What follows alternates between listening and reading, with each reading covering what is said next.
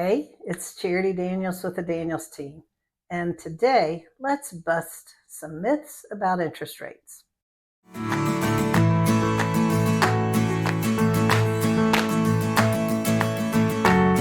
Myth number one, mortgage rates are tied to the Federal Reserve rates. If you've been listening to me a while, you already know that one's false.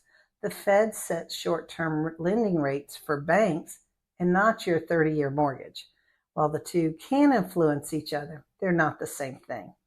Myth number two. This one may have been done by our president himself. The president sets the mortgage rates. The president cannot set mortgage rates. It doesn't matter who's in office. Rates are driven by much bigger forces than politics. Finally, I'm going to buy when the rates come down to X. Okay, that's a great plan. However, historical mortgage rates average between 5 and 7%. That's kind of where they've been sitting. I know affordability is a big issue for buyers right now, and we're going to cover that in a little bit. But 2.5% interest rate is not the norm. That's an outlier, as is 18% interest rates. That's an outlier. So before we panic or celebrate, let's clear these myths. Rates aren't magical. They're not political. They are economic.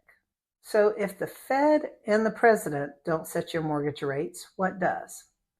They're influenced by economic data. Big things like inflation reports, job numbers, consumer spending, and GDP growth. Basically, if the economy looks strong, investors are eager to invest, the bond market gets pushed up a little bit. If the economy looks weak, those rates tend to fall. So other things that affect interest rates in the economy at large: wars, pandemics, financial crises. Uncertainty causes investors to flee to the safety of U.S. bonds, and that can push your rates a little bit lower.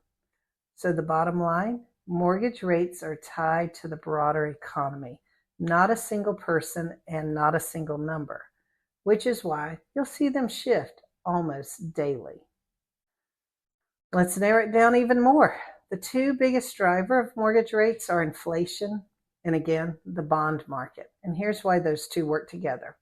Inflation, also known as the hidden tax, eats away at the value of money over time. Matter of fact, since we've gone off the gold standard, the US dollar has lost 95% of its value. That's a big chunk of eating away. And as inflation is high, investors demand higher interest rates to make up for that loss in profitability. That's why inflation reports are such a big deal for mortgage markets.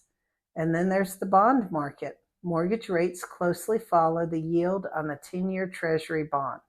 When investors expect the Fed to cut rates in the future, those bond yields usually have already dropped before the rate cut, and the mortgage rates have often moved ahead of the Fed in anticipation of that drop.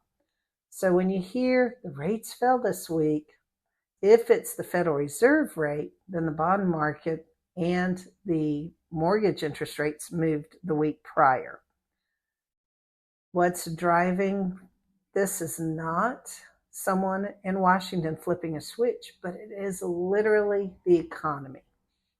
Finally, let's talk about what this means for you right now, because this is really where it matters. Yes, rates are higher than they were a couple of years ago, and the market is shifting in ways to help attract buyers.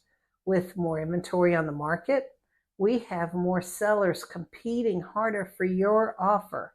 That often means more concessions, like covering closing costs or paying for rate buy downs.